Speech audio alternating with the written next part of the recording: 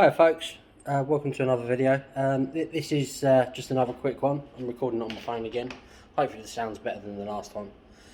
Somebody in my comments asked me to do an update on my cheap Parkside welding helmet.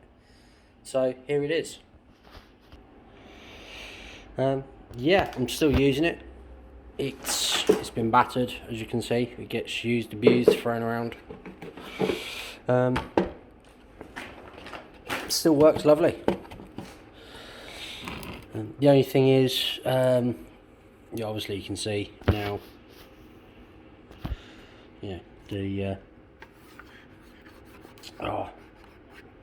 shields are a bit fucked. I've cleaned them a couple of times, but I'm due a replacement. This shield, hold on, for fuck's sake. This shield seems to let sparks in. When I took this off to clean it, I noticed actually on the actual proper lens bit there was some welding sparks. So somehow, I don't really know how, sparks are getting underneath and in it. But yeah, that's it. It's still going strong. I've replaced the batteries a couple of times. It's the only really annoying thing about it. I mean, look, you can tell. And now it needs. It's asking me to replace the batteries. So I don't get that. You know, when batteries are running dead, it